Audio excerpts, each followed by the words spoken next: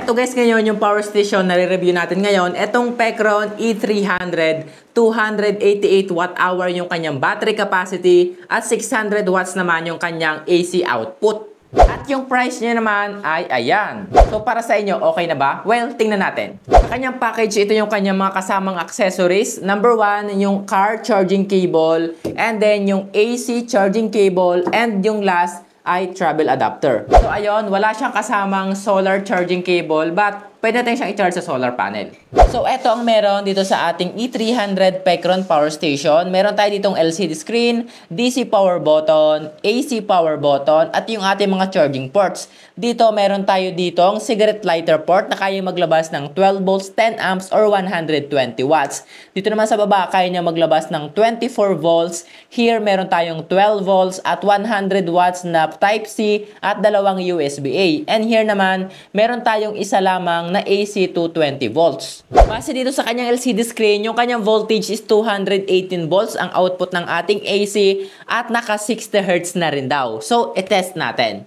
Eto, lagyan natin dito ng output power meter. Let's see kung ilang volts yung lalabas dito. Ayan, meron siyang 218 volts at naka 60 Hz. So, tama naman yung nakalagay sa kanyang screen. At pure sine wave na rin naman ang kanyang output waveform. At meron din daw siya ditong 15 watts na wireless charging pad para sa mga wireless supported na cellphone. Ayan, wireless charging. And itong Pecron guys, meron din silang mobile app. Like eto, nakapag-download na ako sa aking phone. Yan, na-connect ko na rin siya dito. Pero honestly, hindi ko siya mapapakita sa inyo ngayon kasi hindi gaanong user-friendly yung kanilang feature na yun para sa akin. Medyo mahirap siyang i-connect sa phone since meron siyang dalawang connection. Meron siyang Bluetooth at Wi-Fi pero hindi pa laging on. Kumbaga, kailangan mo pang i-press sa mga power buttons ito, sa mga AC at TC button para mabuhay yung kanyang wireless connection, especially yung kanyang Wi-Fi. At yung Bluetooth ay hindi siya gaanong lagi naka-on. Medyo nahirapan talaga ako kaya skip na natin yung pagkoconnect sa kanyang wireless connection kasi ang medyo ewan. Kaya ngayon guys ay mag-focus lang tayo sa mismong performance itong power station kasi yun naman talaga yung mahalaga. Punta tayo sa mga actual test. E-test natin yung kanyang capacity, yung output. Tingnan natin kung ilang watt-hour yung makukuha natin at i-compare natin sa kanyang talagang capacity or battery capacity na 288 watt-hour. Let's see kung ilang watt-hour talaga yung usable natin dito. So ito 100% pa siya at kumukuha ng 129 watts.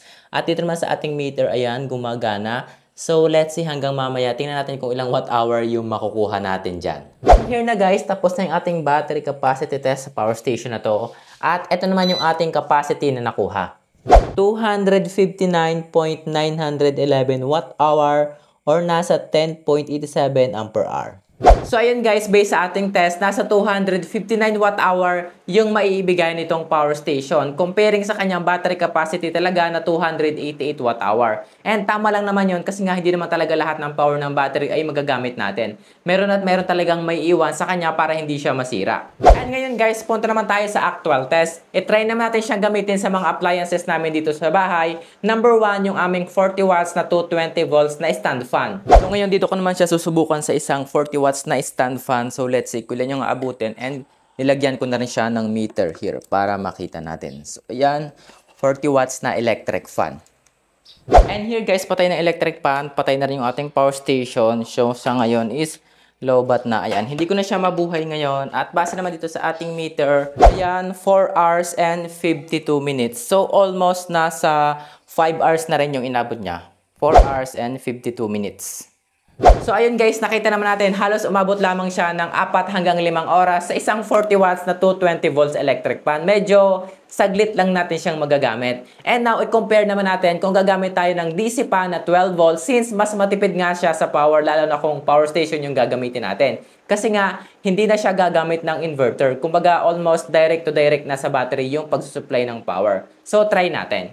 So ngayon guys, ang oras ngayon is 8:50 na ng gabi. Ayan, 8:50 na ng gabi at matutulog na tayo. So, gagamitin ko itong ating power station hanggang magdamag sa isang 12 volts na 18 watts na electric fan. Titingnan natin kung kaya niya hanggang magdamag. Pero for sure, kaya naman niya talagang mapot hanggang magdamag. Itong power station naman ngayon is 100% pa. Ayan, tingnan nyo muna dito. Siya is 100%. So, tingnan natin hanggang bukas ng umaga. For sure, siya ay hindi pa malolobat. At isasagad ko na rin itong electric pan natin ng hanggang level 3, yung pinakamalakas na ikot niya.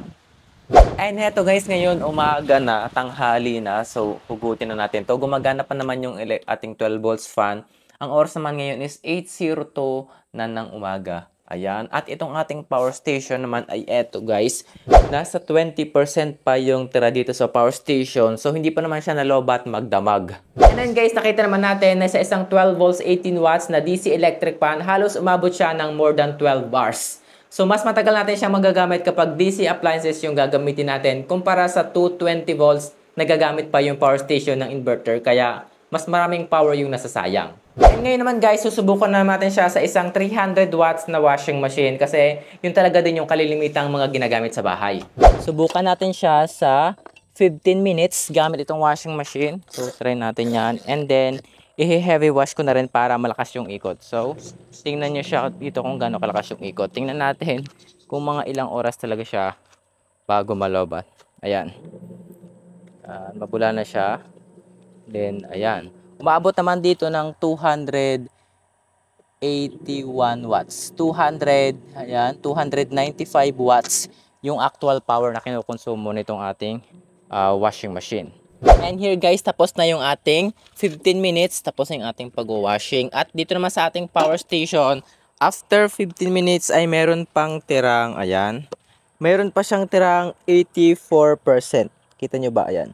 84% yung tira after nating makapag 15 minutes sa 400 watts na washing machine. Ngayon naman guys, mag-overload test naman tayo. Ano ba yung mangyayari sa kanya kapag nag-plug tayo ng appliances na mas mataas pa sa 600 watts? Sasabog ba siya, masisira, or hindi? So try natin.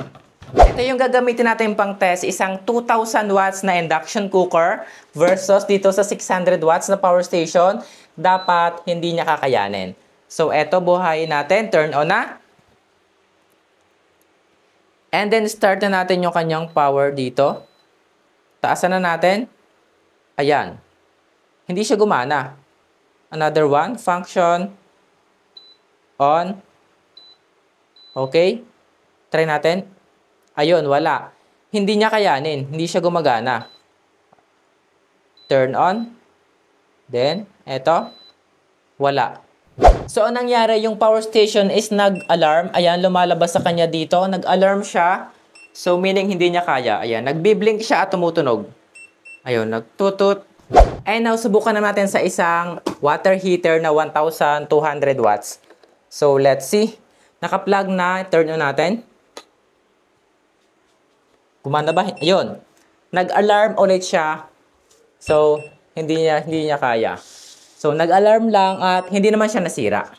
And now, punta naman tayo sa charging test. Ilang oras naman siya bago ma-fully charge kapag i-charge natin siya sa kuryente or sa grid or sa wall outlet. Eto, gagamit na rin ako ng meter dito para makita natin talaga kung ilang oras siya bago ma-fully charge. Etong power station naman ngayon is fully drained talaga, 0%. So, let's see. Eto, nag-charge naman na siya at eto, from 0%. And here guys, fully charged na yung power station, 100% na. At base naman dito sa ating meter, umabot naman dito ng eto, nasa 2 hours and 14 minutes. 2 hours and 14 minutes yung charging time nitong power station. So yun guys, katulad lang siya ng mga power station na na-review natin dati, umabot lamang ng 1 to 2 hours yung kanilang charging time. And pwede rin siyang i-charge via solar panel, maximum of 100 watts, 12 volts to 28 volts. So ngayon, subukan natin siyang i-charge sa labas. So ngayon guys, alas 10 pa lang ng umaga, try natin siyang i-charge dito sa isang 160 watts na solar panel. Actually, 100 watts lang talaga yung pwede dito. Pero try na rin natin at ngayon naman ay hindi rin gaano malakas ang sikat ng araw kasi masyadong cloudy. So from 0%, let's see kung mafu-full charge siya hanggang mamayang hapon. Ayan yung solar panel natin, tapos yung power station narito sa likuran.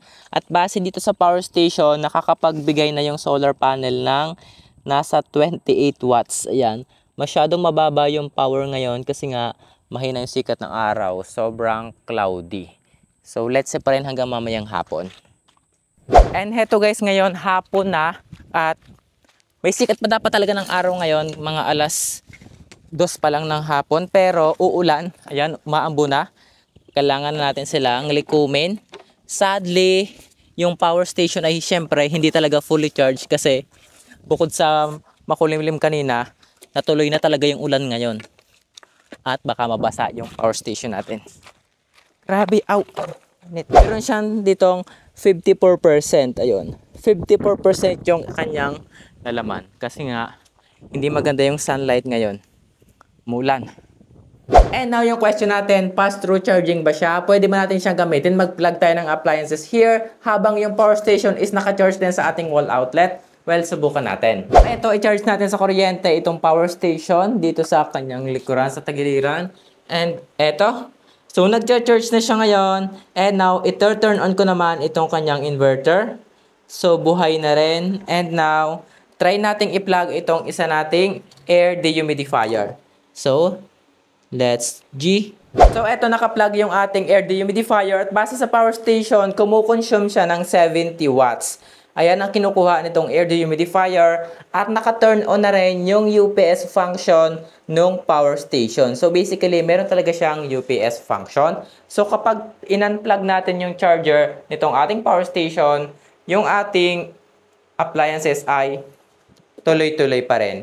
Hindi siya namatay kasi automatic na magsusupply yung power station papunta sa ating appliances. So far, useful yung kanyang UPS function para sa mga nag-work from home. Para yung mga computer, yung mga wifi or laptop na yon, naka-plug yung dito sa power station at yung power station naman naka-plug din sa wall outlet. In this case, yung kuryente na gagamitin ng ating mga appliances like ating laptop, computer, direct yun naman gagaling sa ating grid. Ang mangyayari, mafu-full charge yung power station at hindi siya mababawasan. Pero kung sakaling nag-brown out, nawala na kuryente, nawala si Ormeco or si Meralco, automatic naman magsusupply yung power station papunta sa mga appliances na naka-plug, kagaya na lang ng ating wifi or yung ating mga computer or laptop. And ayun guys, tapos na yung test natin sa power station na to. And para sa akin, halos kapareho lang naman siya yung kanyang performance ng mga power station na nasubukan natin dati, gaya ng Bluetti or EcoFlow.